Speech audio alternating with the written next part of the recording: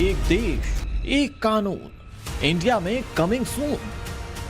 भारत आज one nation one civil code यानी secular civil code की तरफ भी बढ़ रहा है।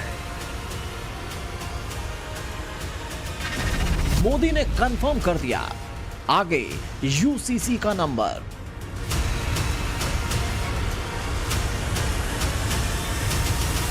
मैंने लाल किले से इस बात का जिक्र किया था।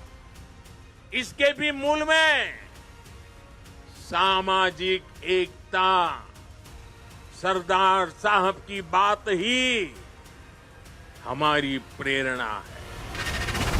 धर्म के नाम पर छूट नहीं, देश सबका, कानून एक जैसा।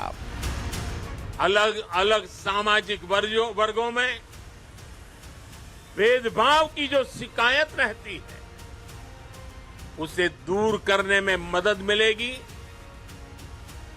देश की एकता और मजबूत होगी। बीजेपी का कोर एजेंडा यूसीसी लागू होगा, पक्का है। आजादी के 7 दशक बाद देश में एक देश एक संविधान का संकल्प भी पूरा हुआ है। तो क्या नरेंद्र मोदी इस बार यूसीसी लाकर ही रहेंगे? क्योंकि इससे कोई इनकार नहीं कर सकता कि पिछले एक दशक में नरेंद्र मोदी सरकार ने बीजेपी के कई कोर एजेंडास को पूरा किया है। मसलन कश्मीर से धारा 370 हटाई गई, 3 तलाक से मुस्लिम महिलाओं को मुक्ति दिलवाई गई, अयोध्या में भव्य और दिव्य प्रभु श्री राम का मंदिर बनकर तैयार हुआ, दंगे की चोट पर एनआरसी लागू करवाया, एक देश एक कानून पर कैबिनेट की हरी झंडी मिल गई और अब यूसीसी लागू करने की तैयारी है। भारत आज one nation one civil code यानी सेकुलर सिविल कोड की तरफ भी बढ़ रहा है। और मैंने लाल किले से इस बात का जिक्र किया था। इसके भी मूल में सामाजिक एकता, सरदार साहब की बात ही हमारी प्रेरणा है। इससे अलग अलग सामाजिक वर्गों में भेदभाव की जो शिकायत रहती है उसे दूर करने में मदद मिलेगी। एक है तो सेफ है। राष्ट्रीय एकता दिवस के मौके पर पीएम नरेंद्र मोदी ने क्रिस्टल क्लियर कर दिया, यूसीसी देश में आने वाला है। ये 100% कंफर्म हो गया है। प्रधानमंत्री नरेंद्र मोदी ने देश के सामने शीशे की तरह साफ कर दिया कि अब उनकी सरकार देश में एक देश एक चुनाव और एक देश एक समान नागरिक संहिता को लागू करने की दिशा में काम कर रही है। देश की एकता अखर रही है।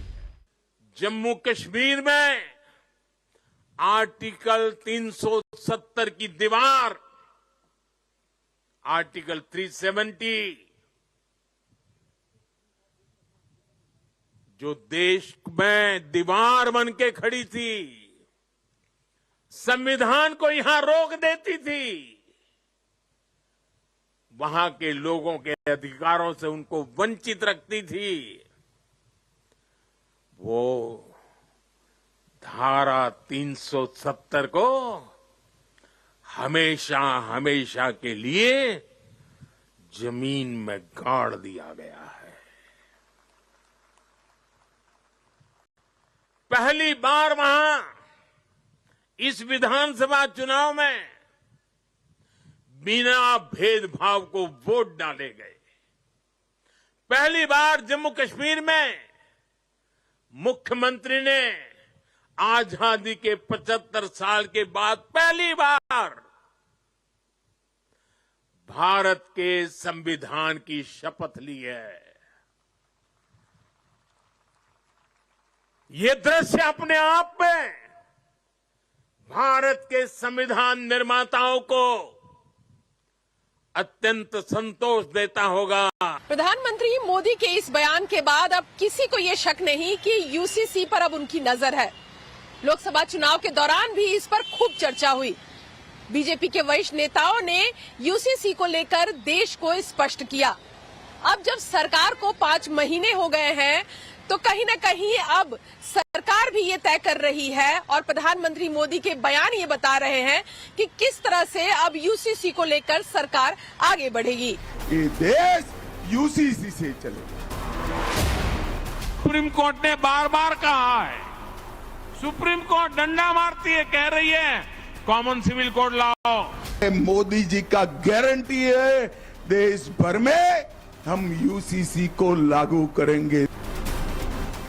गठबंधन की सरकार होने के बावजूद नरेंद्र मोदी क्यों यूसीसी लागू करने को लेकर आश्वस्त हैं? क्यों कहा जा रहा है कि नरेंद्र मोदी इस बार यूसीसी लाकर ही रहेंगे? हर एक सवाल का जवाब प्रधानमंत्री के उस बयान में मिलता है जिसमें पीएम नरेंद्र मोदी ने अपने खास अंदाज में यूनिफॉर्म सिविल कोड का जिक्र किया, वो भी एक नए नारे के साथ, एक है तो सेफ है। सेफ है। हिंद देश के निवासी सभी जन एक है। हिंद देश के निवासी सभी जन एक है। रंग रूप वेश भाषा चाहे अनेक है। ये गीत गाए जाते थे। आज की तारीख में कोई ये गीत गाएगा तो उसको अरबन नक्सलों की जमात गालियां देने का मौका पकड़े लेगी। और आज कोई अगर कह दे कि एक है तो सेफ है, तो ये लोग एक है तो सेफ है उसको भी गलत तरीके से परिभाषित करने में लगेंगे। जो लोग देश को तोड़ना चाहते हैं, जो लोग समाज को बांटना चाहते हैं, उन्हें देश की एकता अखर रही है। प्रधानमंत्री नरेंद्र मोदी को सख्त फैसलों को लेने वाले पीएम के तौर पर जाना जाता है। मोदी जो प्रण लेते हैं उसे येन केन प्रकारेण पूरा करते हैं। यूसीसी यानी यूनिफॉर्म सिविल कोड भी मोदी के प्रण में शामिल है। वहीं यूनिफॉर्म सिविल कोड जिसे पीएम नरेंद्र मोदी अपनी भाषा में सेक्युलर सिविल कोड कहते हैं। जिस सिविल कोड को हम लेकर के जी रहे हैं वो सिविल कोड सचमुच में तो एक प्रकार का कम्युनल सिविल कोड है। अब समय की मांग है कि देश में एक सेक्युलर सिविल कोड हो। हमने कम्युनल सिविल कोड में 75 साल बिताए हैं, अब हमें सेक्युलर सिविल कोड की तरफ जाना होगा। क्या उस यूसीसी को मोदी सरकार तीसरे टर्म में लागू करने वाली है? क्या भारतीय जनता पार्टी का आखिरी संकल्प भी पूरा होने वाला है?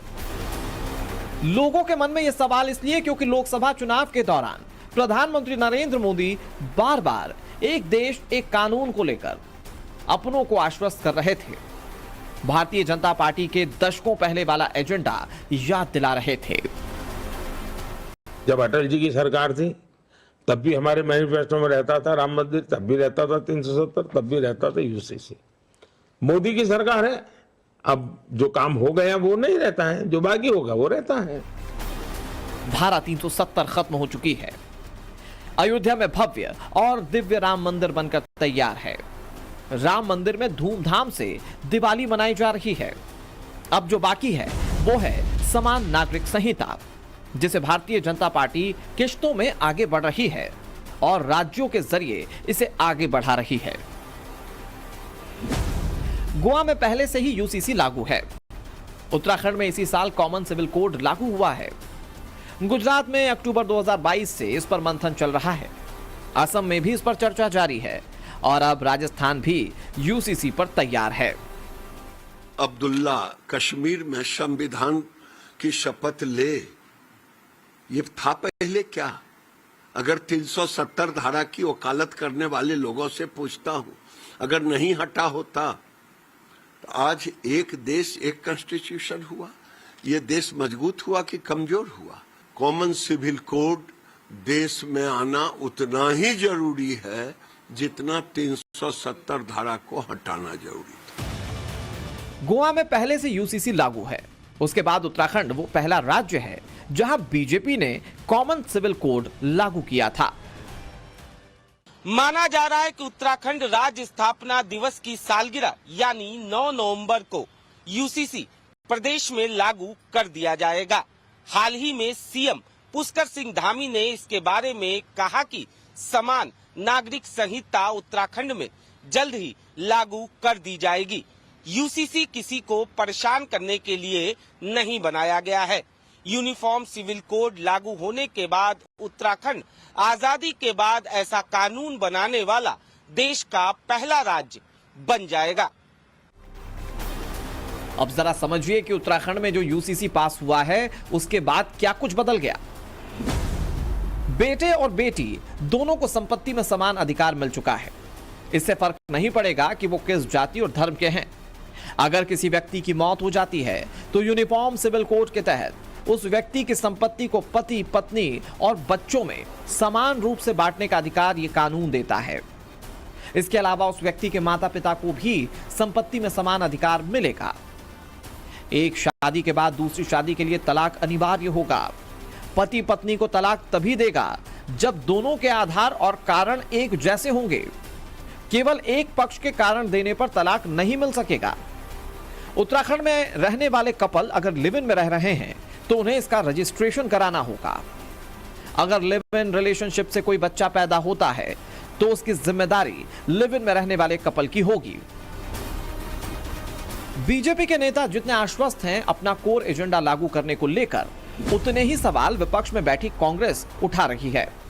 कांग्रेस इसे वोट बैंक की राजनीति करार देने पर तुली है। Several states, several problems, and regional parties are there. But simply he is telling everything which is not possible. When he can't give 2 crores employment, everybody which is in his hand, he won't do. He told 15 lakhs I will give everybody. Where is that money? He can't do. Whatever doable, whatever he can do, he is not doing it. But simply these things are telling just to fool the people. Assam के मुख्यमंत्री हिमंता बिश्व शर्मा ने साफ साफ शब्दों में कह दिया है कि असम में भी यूसीसी लागू होगा। उन्होंने कहा था कि असम में सरकार सामने के दरवाजे से समान नागरिक संहिता लाएगी। उन्होंने दोहराया कि कॉमन सिविल कोड पारंपरिक प्रथाओं और अनुष्ठानों से संबंधित नहीं है। असम सरकार यूसीसी की तरफ कैसे आगे बढ़ रही है, इसे नए मुस्लिम मैरिज कानून से समझ सकते हैं। असम में मुस्लिम विवाह पर जो नया मुस्लिम marriage and divorce registration bill 2024 आया है, उसमें निकाह का रजिस्ट्रेशन अब काजी नहीं करेगा, बल्कि काजी के बदले ये सरकार करेगी। असम में बाल विवाह 100% अवैध होगा। नाबालिगों की शादी अब रजिस्टर नहीं होगी। देखिए, हमारे जो मुस्लिम विवाह होते थे उनको काजी रजिस्टर करते थे। आज से ये सरकार में रजिस्टर होगा। और उस बिल में पहले प्रावधान था कि माइनर का भी मैरिज भी रजिस्टर हो सकता है। आज से माइनर का शादी रजिस्ट्रेशन नहीं होगा। तो बेसिकली यही 2 प्रोविजन। असम के मुख्यमंत्री हिमंता बिश्व शर्मा का कहना है कि असम में अब तक काजी नाबालिग लड़कियों की शादी भी रजिस्टर किया करते थे, लेकिन अब ऐसा नहीं होगा। गौर करने वाली बात यह है कि यह नया बिल इस्लामिक निकाह सिस्टम में बदलाव नहीं करेगा। सिर्फ रजिस्ट्रेशन पार्ट में ही बदलाव होगा। शादी और तलाक रजिस्ट्रार ऑफिस में रजिस्टर्ड होंगे। में अगर मुसलमान शादी करेंगे कानून के लिहाज से तो ना काजी साहब रहेंगे खुतबा के लिए, ना दुल्हन को महर मिलेगा। तो फिर ये तो इस्लाम का बहुत बड़ा रुकन है, ये महर देना दुल्हन को। वहां पर बीजेपी की हुकूमत ने ये वो कानून को बंद कर दिया और कहा कि स्पेशल मैरिज एक्ट में आपको रजिस्ट्रेशन करना पड़ेगा। सबसे बड़ा सवाल है कि क्या मुस्लिम marriage and divorce registration bill 2024 UCC के लिहाज से बड़ा कदम है, क्योंकि दावे किए जा रहे हैं कि उत्तराखंड के बाद अब असम सरकार भी यूसीसी को लेकर कानून लाने की तैयारी कर रही है। क्यों अब शादी करेगा 3 दिन, अब क्यों शादी करेगा 4 साल? देश में अगर हिंदू एक शादी करता है तो बाकी धर्म का लोग भी एक ही शादी करना पड़ेगा। अब कैसे दो तीन शादी करेगा? इसीलिए आज हमें ये बोल रहा हूं कि देश को यूनिफॉर्म सिविल कोड चाहिए, महिलाओं का सम्मान होना चाहिए। अगर घर में एक बेटा है और एक बेटी है, बेटा का भी जो अधिकार है बेटी को भी वो अधिकार मिलना चाहिए। दावे किए जा रहे हैं कि हिमंता सरकार का नया मुस्लिम marriage and divorce registration bill लागू करने का फैसला यूसीसी की तरफ पहला स्टेप है। यानी उत्तराखंड में पूर्ण यूसीसी, असम में हाफ यूसीसी के साथ साथ राजस्थान में भी यूसीसी पर बहुत बड़ा फैसला होने वाला है। मैं बताता हूं, जब तक भारतीय जनता पार्टी है हम पर्सनल लॉ को नहीं आने देंगे। ये देश यूसीसी से चलेगा, समान नागरिक संहिता से चलेगा। ये हमारा संविधान का स्पिरिट है। हमने उत्तराखंड में यूसीसी लाया है और हमारा ये वादा है, मोदी जी का गारंटी है, देश भर में हम यूसीसी को लागू करेंगे, देश भर में करेंगे। जब बीजेपी शासित तमाम राज्य एक एक कर कॉमन सिविल कोड की ओर आगे बढ़ रहे हैं, तब लोगों के मन में अगला सवाल यही है कि क्या मोदी सरकार भी इसे लेकर आखिरी फैसला लेने को तैयार है? क्योंकि 24 के चुनाव के दौरान प्रधानमंत्री नरेंद्र मोदी ने कई दफा इसका जिक्र किया था और अब चुनाव के कई महीने गुजर जाने के बाद एक बार फिर साफ कर दिया गया है कि देश में बहुत जल्द यूसीसी आने वाला है। संकेत बहुत साफ हैं। ब्यूरो रिपोर्ट, टाइम्स नाउ, नव भारत।